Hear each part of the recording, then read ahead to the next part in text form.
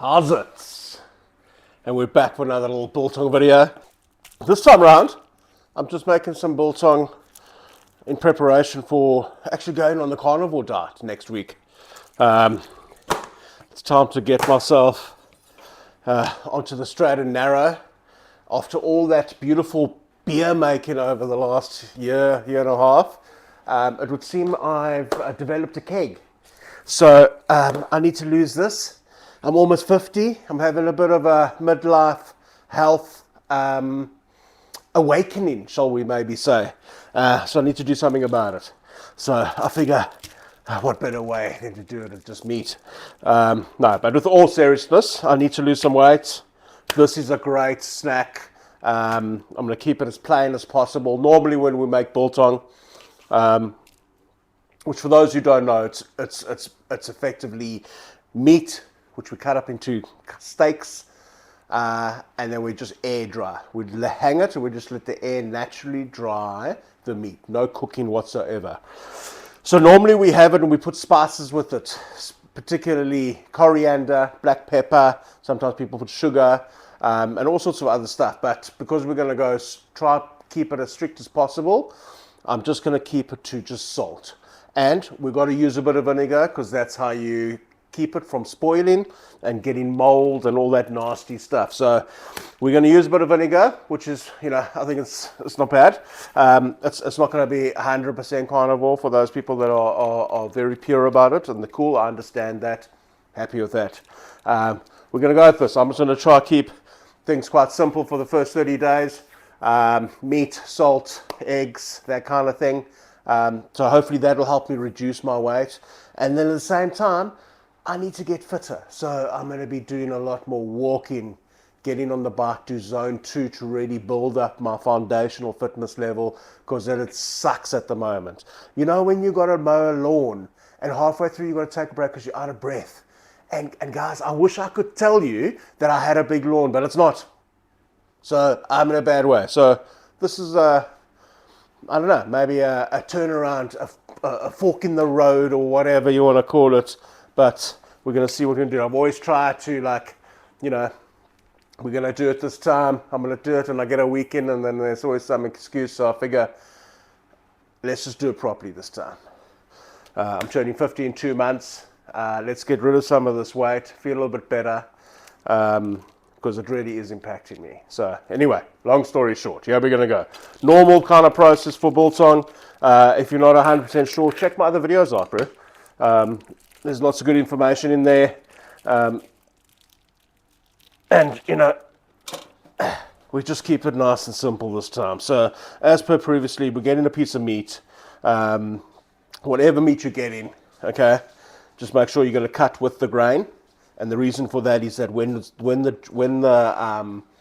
the product is finished and ready to eat, you cut against the grain, which actually just makes it nice, little tender to eat. So we're just going to go through this process quickly. I'm going to cut a couple of really thin ones, so they're ready early in the week, and then some of the thicker ones for later in the week.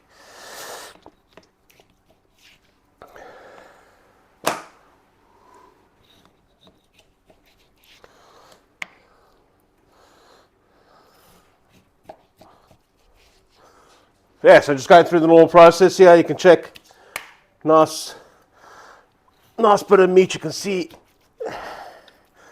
all the grain onto one side. Oh, that's going to be tasty. A nice bit of fat on the top.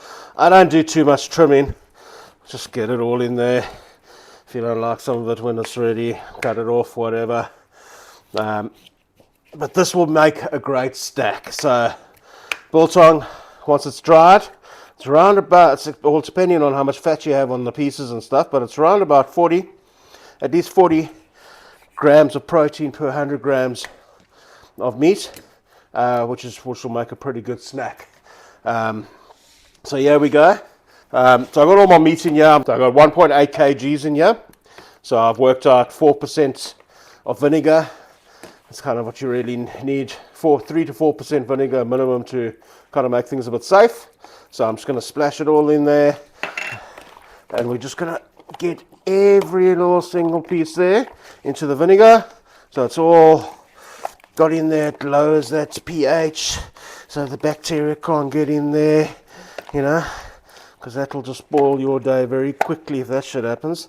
So we got that all in there now. Now what we're going to do, we're going to bang some salt in. Now I'm just going to go for straight up 20 grams of salt per 1 kg of wet meat. So in this scenario, we've got ourselves 36 grams of salt, and we're just gonna get it over there like that. I'm gonna mix it up a little bit once it's in there, but let's try to keep it even. Yeah, it's gonna marinate overnight, so it don't have to be exactly on every single piece, but we want to get it there. Nice flavor. This contributes to its preservation properties. Preservation properties, is that even a real thing? I don't even know. But anyway, it sounded cool.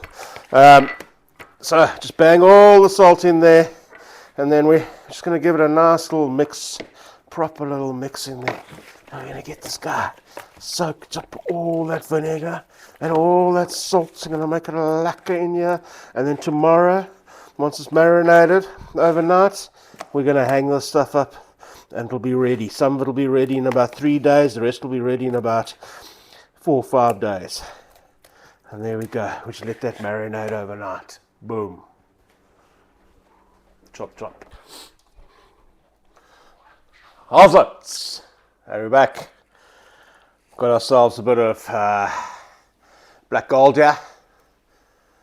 Some air-dried steak, aka biltong.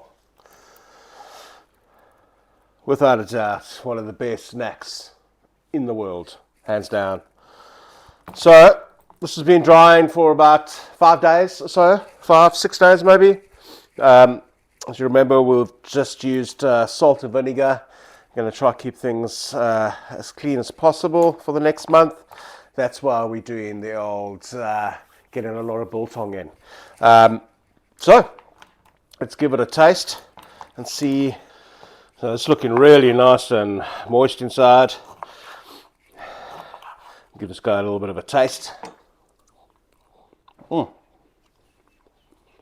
Tender, so tender.